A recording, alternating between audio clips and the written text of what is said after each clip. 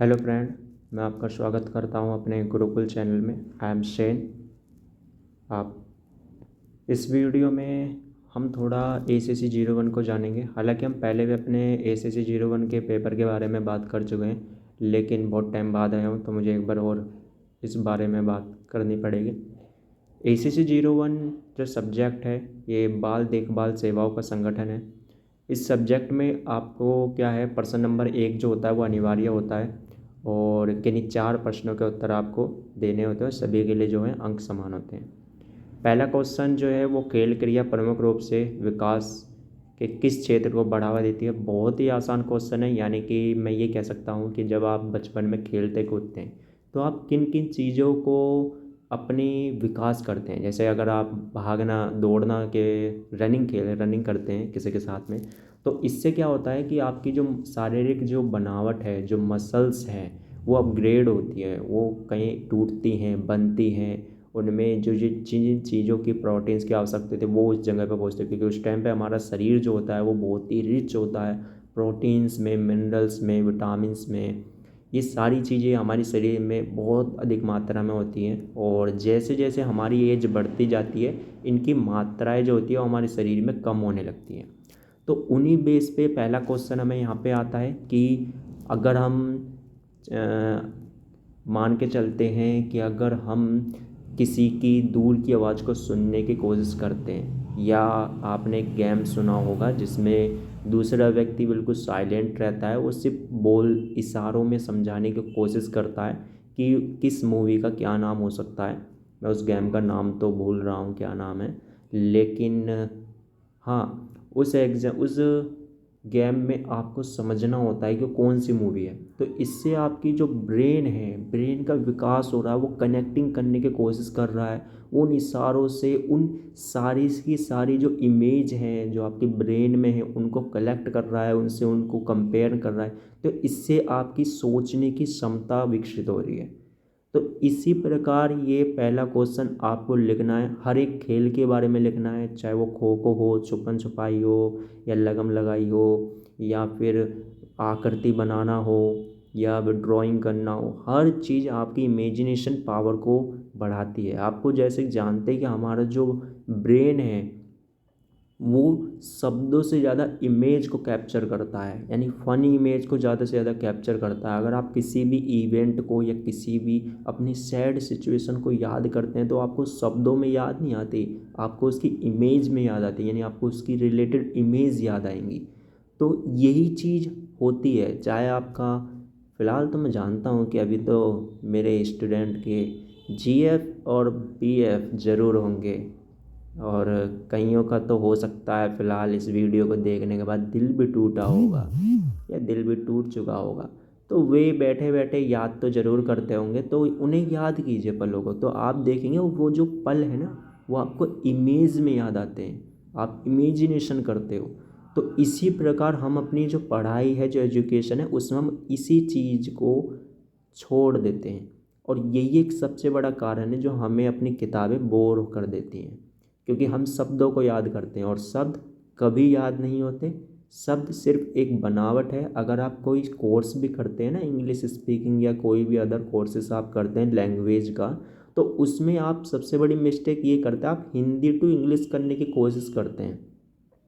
यानी कि आप एक शब्द हिंदी से, जैसे कि अगर मैं आपसे कहूँ कि गो, गो मतलब जाना, यानी आप जाते हैं। तो मैं इसलिए इस बात को इसमें इसलिए ऐड कर रहा हूँ क्योंकि ये पहले क्वेश्चन से ही संबंधित है। क्योंकि आपकी खेल क्रिया के द्वारा भाषा भी सीखते हैं। जैसे कि आपके घर वाले कहते हैं जाओ पानी लेके आओ, तो आप जब छोटे होते आप बोलते हो पानी ला, तो आप सिर्फ इतना बोलते हैं। लेकिन आप पानी ला के बाद जो करते हैं ना, वो चीज़ आपके ब्रेन में ऐड होती है कि मैं जो ये काम कर रहा हूँ, इमेज, ये जो क्रिया मैं कर रहा हूँ, इस क्रिया को इस शब्द से करवाया जाता है। तो उसको ये चीज़ महसूस होने लगती है। और बचपन में हमारा ब्रेन बहुत कैचिंग पावर तेज़ होती है, और धीरे धीरे रट्टा मार मार के वो कैचिंग पावर डाउन हो जाती है। तो उसी प्रकार जब हम उन इमेजेस को याद करते हैं तो उससे हमारी इमेजिनेशन पावर बहुत तेज़ होती है। चाहे आप न्यूटन ले लो, आइंस्टीन ले लो, उन्हें कोई सपने नहीं आते थे या उन्हें कोई शब्द याद नहीं आते थे, उन्हें इमेजिनेशन सबसे ज़्यादा वे करते थे। तो एक खेल क्रीड़ा से ही संबंधित सारा कुछ है, आप ये सब लिख सकते हैं, आपको कुछ अलग से नहीं लिखना। ये सारी चीज़ें हैं, ये एक एग्जाम्पल के तौर पर आप यूज कर सकते हो कि न्यूटन का जो थर्ड लॉ है, जब एप्पल जो उसमें गिरा था, उसके सर पे जो गिरा था, गुरुत्वाकर्षण का जो नियम उसने दिया है कि एप्पल उसके सर पे गिरा, वो क्या है, कोई शब्दों से है, वो इमेजिनेशन है। उसके बाद उन्होंने जो उस पर सोचना शुरू किया, इमेजिनेशन करनी शुरू करी, वो एक अलग ही लेवल की थी, और वहीं से उसका ग्रेविटी लॉ निकल के आ गया।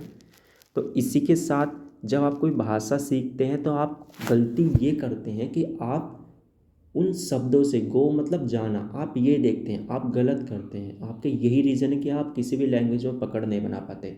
आप बचपन में जीरो होते हैं, आपको कोई लैंग्वेज नहीं आती, आपको कोई चीज़ नहीं आती कि इसका ट्रांसलेशन ये क्या होगा। आप सिर्फ ये देखते हैं कि गो मतलब जाना। तो आप गो मतलब जाना मत देखिए, आप गो मतलब चलिए। अगर आप भूखे हैं तो आप भूख शब्द को मत देखिए, आप देखिए हंग्री है। हंग्री मतलब अब मेरे अंदर महसूस हो रहा है, वो जो फीलिंग जो महसूस हो रही है उसको मैं हंग्री बोलूँगा। तो इससे मुझे मैं पता चलेगा मेरे पेरेंट को कि ये जो क्रिया मेरे अंदर इस टाइम पर हो रही है, जो महसूस मुझे हो रहा है, इसको हंग्री कहते हैं। तो हर चीज़ को अपनी एक्टिविटी से जोड़ दीजिए।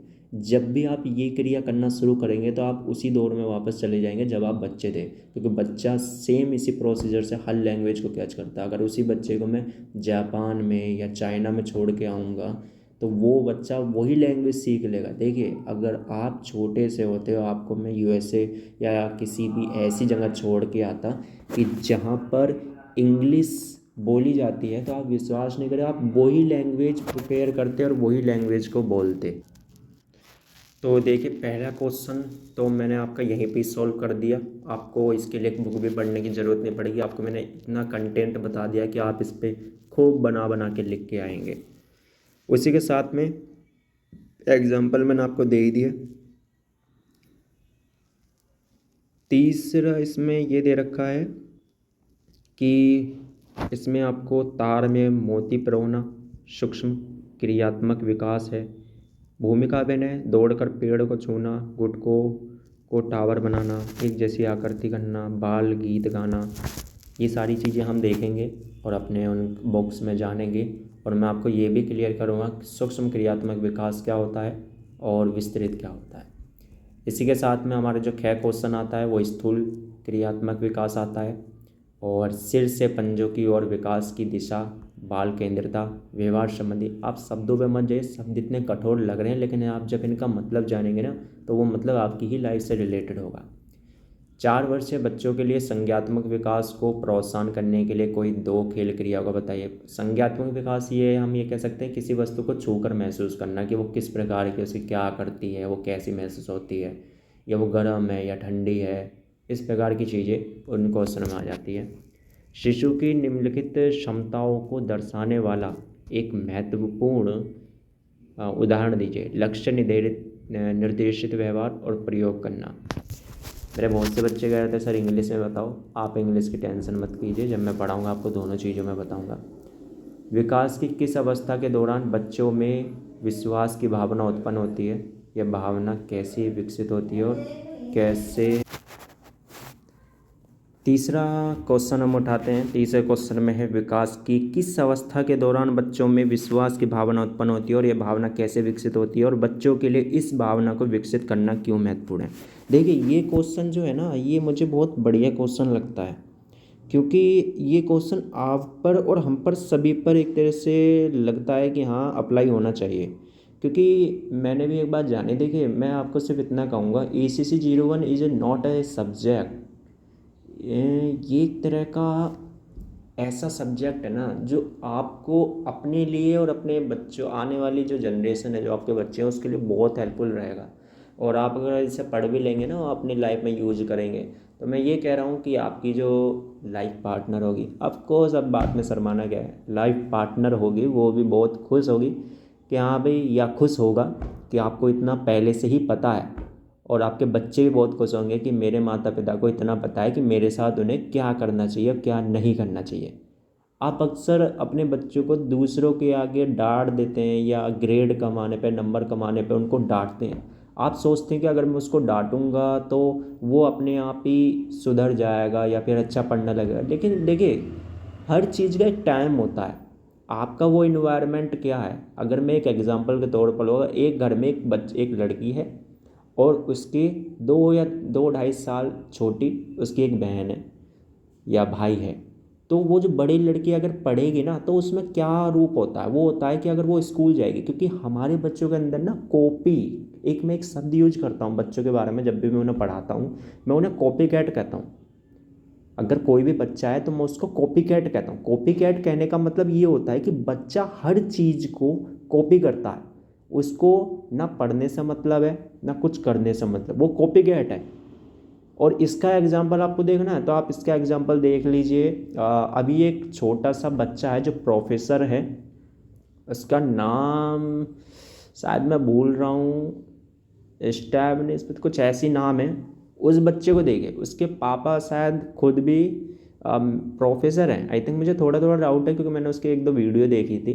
और आप हमारे कंप्यूटर माइंडेड कौटिल्य को देख लीजिए, और उसके एक बार कौटिल्य को आप देखते हैं, आप उससे वो हो जाता है, अरे वाह इतना बढ़िया, इतना तेज़ दिमाग उस बच्चे का है। लेकिन आप गलत हैं। कौटिल्य जैसा हर कोई बच्चा होता है, सभी बच्चे कौटिल्य जैसे ही होते हैं, बट ये है ना हमारा जो इन्वायरमेंट है ना वो उसको वैसा नहीं मिलता। आप उस कौटिल्य के पीछे की लाइफ का जो बैक है ना वो देखो, आपको खुद समझ में आ जाएगा कि आपके बच्चों को क्या नहीं मिला है और आपने वो चीज़ क्या मिस करी है जो उन्हें मिलना चाहिए था। अगर वो चीज़ उनको मिल जाती, अब सारी बात छोड़ो, आप इन चीज़ों पे अगर ध्यान दे रहे हो, आपके बच्चे को क्या चाहिए इन चीज़ों पे ध्यान दे रहे हो, तो आप भी वही सब बना सकते हो जैसे उन बच्चों के गुण हैं। तो बच्चा कॉपी कैट करता है। अगर वो स्कूल में जा रहा है, वो पढ़ रहा है, वो मैडम को देख रहा है कि मैडम ऐसे पढ़ा रही है, ये कर रही है, तो उसका रूप ये नहीं होता वो घर आके शांति में किताब बैठ कर पढ़ेगा, नहीं। वो कोशिश करता है कि वो किसी को ढूंढे कि मैं भी पढ़ाऊँ मैडम के तरीके से, और वही एक तरीका होता है उसके ब्रेन को अपग्रेड करने का। पर आप क्या सोचते हैं, कोने में जाओ, किताब लेके बैठ जाओ और खोल के पढ़ो। वो चीज़ आपके बच्चे को नहीं चाहिए, वो उसमें उसको मज़ा नहीं आता। जिस चीज़ में बच्चे को मज़ा नहीं आता ना वो चीज़ उसको डल बनाती है। अगर आप ज़बरदस्ती उससे वही काम करवा रहे हैं तो वो आपके बच्चे को डल कर देगी, आप उसके ब्रेन पावर को घटा देगी, और धीरे धीरे धीरे फिर आप कहोगे कि मेरा बच्चा इंटेलिजेंट नहीं हो पा रहा। अब आप उसे नई नई चीज़ें पिलाओ, नई नई चीज़ें खिलाओ, बट अब उनसे कोई फ़ायदा नहीं है। तो वो क्या करती है, अपनी छोटी बहन को पढ़ाती है और वो छोटी बहन और किसी को पढ़ाती है। तो इस तरीके से ना उसकी ब्रेन पावर विकसित होती है, उसको याद भी नहीं करना पड़ता, वो चीज़ें अपने आप पढ़ने लगता है। तो यही तरीका है, अगर आपके घर में बच्चा ये किया तो आप खुद उसके सामने बैठो पढ़ने के लिए, या कहो कि बेटा मुझे पढ़ाओ, मुझे नहीं पता कैसे करते हैं, मुझे को समझाओ, मैडम ने कैसे पढ़ाया मुझको बताओ, मुझे समझाओ। ये वे एक्टिविटी हैं जो आप में विकास करती हैं। इसमें विश्वास की भावना उसकी प्रबल होने लगती है। अगर विश्वास की भावना उसमें कमज़ोर है तो साथ में आप ये भी समझ लीजिए कि वो भी कमज़ोर होना चला जाएगा। मैं विस्तार में इस पेपर को इसलिए मैंने उठाया है दोबारा से, क्योंकि ये पेपर मुझे बहुत अच्छा लगता है। और ये पेपर बच्चे सोचते हैं मैं इसकी पूरी की पूरी किताब पढ़ाऊँ। अगर मैं कह रहा हूँ मैं किताब भी ना पढ़ाऊँ इसमें, अगर मैं आपको ऐसे भी बताऊँ ना तो आप भी ऐसे ही पूरा पेपर क्लियर करके आओगे, बल्कि अच्छे मार्क्स लेके आओगे। तो दूसरी बात एक है उस बच्चे को डांटना। आप हर वक्त उसे डांट के अगर बिठाने की कोशिश करोगे, उसे अपनी क्रियाएं नहीं करने दो, क्योंकि देखिए जब हम है ना हम किसी नए बिजनेस को शुरू करते हैं ना तो हम उसमें करने की कोशिश करते हैं, उसमें हम गलतियां भी करते हैं, हर चीज़ करते हैं, हम गलतियों से सीखते हैं। अब आपने अपने स्टैंडर्ड पर तो ये देख लिया कि हम गलती करते हैं, हम ये सीखते हैं, बट आप ये भी तो देखें कि बच्चा अपने स्टैंडर्ड पर कुछ सीखने की कोशिश कर रहा है, तो वो गलतियां तो करेगा ही करेगा। आपको बस ये याद ध्यान रखना है कि वो कोई ऐसी गलती ना करे जिससे उसे चोट लग जाए या ज़्यादा नुकसान हो जाए। उन चीज़ों पर ध्यान दीजिए, बाकी उसे अपनी क्रियाएं करने दीजिए। अगर वो अपने हाथों से पानी का भरा गिलास उठा रहा है तो उसे उठाने दीजिए, क्योंकि वो महसूस करना चाहता है, वो देखना चाहता है कि ये वजन है और इसको मैं जब पकड़ता हूँ तो कैसे बैलेंस करता हूँ। अगर आप बच्चे को डरने के कि उसके घुटने में चोट लग जाए इस डर से उसे चलने नहीं देंगे तो वो कभी चलना नहीं सीख पाएगा। अगर वो एक गिलास पानी से भीग भी जाए तो अच्छा है, क्योंकि उसको महसूस होगा कि भीगना ऐसे होता है, गिलास को इस प्रकार बैलेंस नहीं किया, इस कारण वो मुझ पर गिर गया। तो ये सारी की सारी चीज़ें उसमें विकास करती हैं और उसकी भावनाएं विकसित होती है, प्रबल होने लगती हैं, जिससे वो और भी आगे उत्तेजित हो जाता है कि हाँ भाई, उत्सुकता से भर जाता है कि मुझे सीखना है और आगे करना है। आगे का आता है क्वेश्चन, जीवन के प्रथम वर्ष में भाषा का विकास। देखिए मैंने अभी आपको बताया भाषा का विकास कॉपी कैट। मैं खुद भी अपने आप को कॉपी कैट मानता हूँ, मैं खुद कॉपी करता हूँ। आप कई बड़े फेवरेट स्टूडेंट हैं, खान सर हैं, अवध ओझा सर हैं, या फिर विकास दिव्य कीर्ति सर हैं, ये ऐसे टीचर हैं जिनको मैं कॉपी करता हूँ। और कभी कभार पढ़ाते वक्त मुझे बच्चे भी टोक देते हैं कि सर कभी कभार तो ऐसा लगता है कि आप उनकी तरह ये कॉपी कर रहे हैं। तो मुझे पता भी नहीं चलता, लेकिन रियलिटी यही है कि मैं जैसे भी पढ़ाते हैं वैसे पढ़ाने की कोशिश मैं करता हूँ। इसी कारण से चलिए आगे बढ़ते हैं। तो भाषा संबंधी विकास अगर आप ये सीख गए ना, तो मैं कह रहा हूँ जिस जिस बच्चे को लैंग्वेज सीखनी है ना, जो कोशिश कर रहा है कि हाँ भाई मुझे स्पीकिंग कोर्स करना है, जैपनीज़ सीखनी है, कुछ भी सीखना है, वो बस 2 काम करिए। ये इस किताब का ये वाला चैप्टर पढ़ लीजिए और एक बार नहीं 10 बार पढ़ लीजिए और बिल्कुल डीप में हर एक शब्द को बिल्कुल इमेजिनेशन में ढाल के देखिए और अपने फिर बचपन को याद कीजिए। मैं कह रहा हूँ आपके लिए किसी भी भाषा को सीखना बस शुरुआत में थोड़ा मुश्किल होगा, पर उसको फ़नी वे बनाना आपके हाथ में, बहुत मज़ा आता है। मैंने खुद भी अप्लाई किया स्पीकिंग में, मेरे स्पीकिंग धीरे धीरे बढ़िया हो रही है, लेकिन उसके साथ में मुझे एक फ़ायदा ये हुआ पहले कि मैं इंग्लिश जो होती थी उसकी बुक नहीं पढ़ पाता था, अब बुक पढ़ने में मुझे अलग ही मज़ा आता है। दूसरी बात, जो समझने में कि क्या हो रहा है, मैं शर्लक होम्स की बुक आई थी, शर्लक होम्स है, उसमें क्या है, नई नई वो है, मतलब केसेस होते हैं वो सॉल्व करने, वो मैंने पढ़ी, मुझे बहुत अच्छी कहानियाँ लगी। मतलब कुछ ऐसा उठाइए जिसमें आपका दिमाग दौड़े, इमेजिनेशन दौड़े, कि इमेजिनेशन आए कि यार ये ऐसे ऐसे हो रहा है, इसका मतलब इमेजिनेशन में ऐसे ऐसे होगा, वो देखना आपकी भाषा को कितना इम्प्रूव करेगा। इसके बाद 6 वर्षीय बच्चे के लिए दोपहर के संतुलित भोजन का उदाहरण, भोजन बहुत इंपॉर्टेंट है भाई पोषक तत्वों के लिए। ट्राई करके देखिए यार, मज़ा आ जाएगा। ज़िंदगी का मज़ा तो खट्टे में ही है। ये पिक्चर का डायलॉग बड़ा फेमस है मेरे लिए। 7वां क्वेश्चन ये कहता है कि प्रभावी कहानी के चुनाव और उसे सुनने की विधि संबंधित कोई 5 कार्य नीतियाँ बताइए। प्रभावी कहानियाँ, बच्चों को कहानियाँ बहुत पसंद है, कहानियाँ तो हमें भी पसंद है, बट ये है कि हमारी कहानियों की रूपरेखा चेंज हो गई है। पहले बच्चों की कहानियाँ राजा रानी होती थी, अब हमारी कहानियाँ तो आप समझ ही सकते हैं कहाँ क्या हो सकती हैं।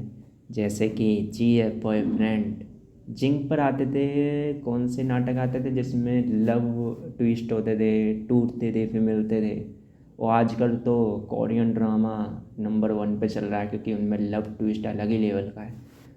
मैंने बहुत से कोरियन देखे हैं, कोरियन सीरीज़ देखी है, जैसे द फॉरगेटेबल लव हो गया, और डेमन्स हो गए, और द लेजेंड ऑफ ब्लू सी हो गया। ये वेब सीरीज़ देखी, बड़ी मज़ेदार वेब सीरीज़ है। हिंदी में नहीं मिली, इंग्लिश में देखिए सब टाइटल्स के साथ, समझ में आएगी आपको, आप खुद भी सर्च नहीं करोगे समझ में आ रही है, क्योंकि वहाँ पे क्रिया हो रही है। देखो उनमें उन नाटकों जिसमें हमें मज़ा आता है ना, उन नाटकों को देखने का अलग ट्विस्ट ये रहता है कि उसमें जो कुछ भी हो रहा है ना, आप उसके बेसिक सबटाइटल्स को पढ़िए, आपको समझ में आने लगेगा कि हो क्या रहा है, और आप खुद बिलीव नहीं करेंगे कि मुझे समझ में आ रहा है।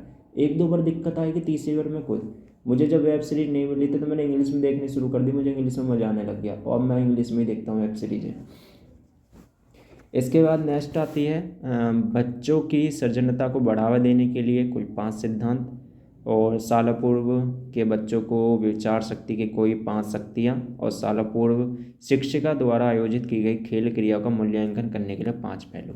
ये भाई मैं अब इस पेपर के एंड में बस आपसे इतना कहूँगा कि जिस बच्चे को या जिस भी स्टूडेंट को बेस्ट बनना है, या फिर उसको चाहिए कि यार मेरे बच्चे के लिए मैं बेस्ट करूँ, भाई ये बुक ज़रूर पढ़िए। एग्ज़ाम रिलेटेड तो ठीक है, लेकिन वैसे ही पढ़िए। और मैं तो कह रहा हूँ इन 8 की 8 बुक को ना पन्नी में बांध कर रख दीजिए, जब भी मन उदास होना है कुछ भी, इन बुक को उठाइए और पढ़िए, और अपने उसी बचपने को फिर से ज़िंदा रखिए।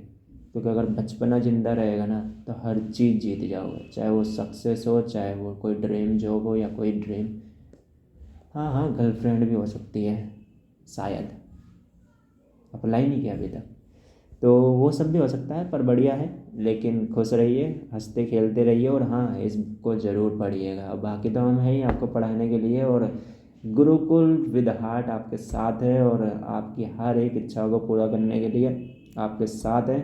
बाकी एग्ज़ाम में डरिएगा नहीं, बस आंखें बंद करिएगा और देखिएगा आपको जब आप घर घर खेलते थे तो आप क्या करते थे और आपको उससे क्या बेनिफिट मिलता था। बहुत अच्छा एग्ज़ाम है। मेरी आज भी ये बुकें सही सलामत रखी हुई है मेरे पास, और मैं इसको ज़रूर पढ़ता हूँ, क्योंकि लास्ट में कहना तो मेरा सिर्फ इतना ही है, दिल तो बच्चा है जी, तो बच्चा ही रहेगा वो तो। फ़िलहाल बड़े होने की संभावना भी थोड़ी कम है। तो मिलते हैं फिर से एक नई वीडियो के साथ में, नए जुनून के साथ में, नई इच्छाओं के साथ में, और नई मज़ेदारी बातों के साथ में। और फिर से अलविदा नहीं कहेंगे, बाय बाय कहेंगे, क्योंकि अभी तो दोबारा आना है इस चैनल पे। और हाँ, वीडियो को अंत तक देखिएगा, क्योंकि अंत तो अभी हुआ ही नहीं है। Goodbye, see you again, and I hope you will happy, and I am also happy for my student, my subscriber, and I wish and I will pray you will get succeed in your life and you will get anything you want. So goodbye, thank you so much, bye bye.